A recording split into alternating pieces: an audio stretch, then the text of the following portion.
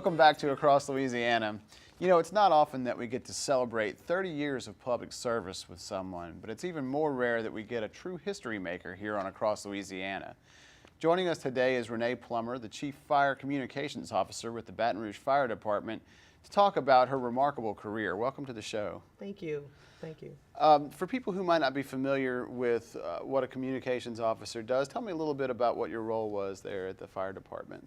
My role was to dispatch the fire units to calls that came from 911 complaint takers and routed to us for fire-related situations as well as medical. And then I went from that to supervision as a shift supervisor, but it all was a part of dispatching the fire units to emergency calls.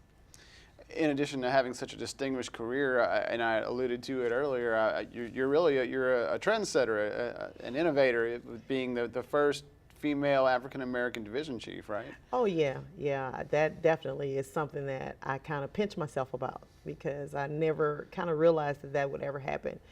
But I started off in a historical way, because the class that I started in 1982, there were 8 black women, and we've never had a class of that size of women in the fire department, and we started out as firefighters. So yeah. So what was it like for you? I mean, I have to imagine that must have been quite a boys' club for you guys to be immersed in. I mean, how did that go for you? It went well. We had a lot of fun. We learned a lot. It challenged a lot of us. But we had a good time, but we learned a lot, and the job became very rewarding for a lot of us. Out of the 8, 4 of us stayed on and retired, and the other 4 went on to do other things. But it's very rewarding. So tell me a little bit about how you got your start, and take me a little bit up through the process of your career. Actually, at the time, I worked for another agency, city agency, and the fire station that was on the street where I worked, they had a grass fire. So they came down, and it intrigued me that there was a female then there.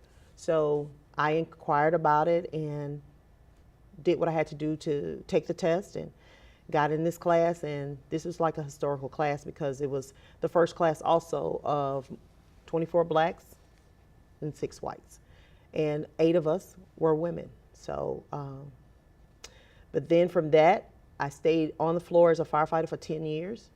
And then I went into the communications division, and I started my trek in '92 in the communications division. So, that's such a great way to kind of come up. It's a wide variety of experience in there.